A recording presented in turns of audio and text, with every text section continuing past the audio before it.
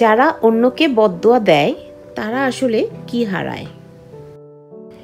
বদদোয়া একটি তীক্ষ্ণ শব্দ, একটি বিষাক্ত কামনা যা মানুষ ভাবে অন্যের দিকে ছুটছে, কিন্তু আসলে সেই বিষ নিজেই প্রথম গিলে ফেলে।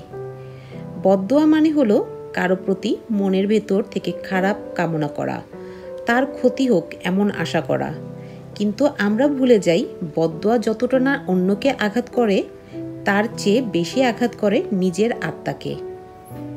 বদদোয়া যাদের মুখ থেকে বেরোয় তাদের মন আস্তে আস্তে ভরে যায় বিষে। তাদের রাতের ঘুম নষ্ট হয়, কারণ রাগ পুড়িয়ে খায় শান্তি। তাদের হাসি কমে যায়, কারণ ভেতরটা সব সময় ঘোলা থাকে। তাদের চোখে একসময় কেবল দুঃখ আর হিংসা জমে থাকে। বদদোয়া যারা দেয় তারা ভাবে তারা অন্যকে নিচে টেনে আনছে, কিন্তু আসলে তারা নিজেরাই আটকে পড়ে এক অদৃশ্য জালে, যেখানে কোনো শান্তি নেই, কোনো সুখ নেই। বদদোয়া দিলে প্রথমে নিজের মন বিষিয়ে যায়। একসময় সেই রাগ, সেই হিংসা নিজের জীবনকেই অশান্ত করে তোলে।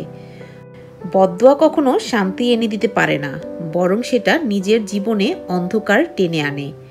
যে মানুষ অন্যকে বদদোয়া দেয় সে নিজের সৎকর্মের শক্তিও হারায়।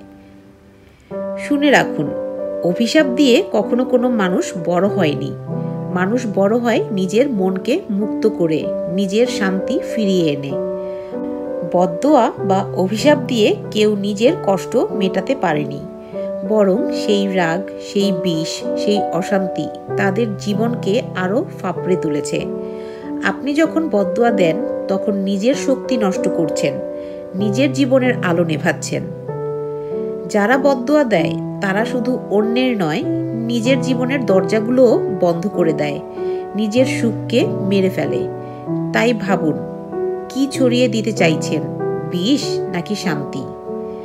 বদদোয়া নয়, মাফ করা অনেক বড় কাজ। যার জন্য বদদোয়া দিতে ইচ্ছা হয় তার জন্য বরং ভালো চাইলে আপনি নিজের মনকে হালকা করবেন। আল্লাহ বা সৃষ্টিকর্তা সবার বিচারক, আপনাকে বদদোয়া দিয়ে বিচার করতে হবে না। মনে রাখবেন, যে মন থেকে বদদোয়া মুছে ফেলে সে নিজের জীবনকে আশীর্বাদে ভরিয়ে ফেলে।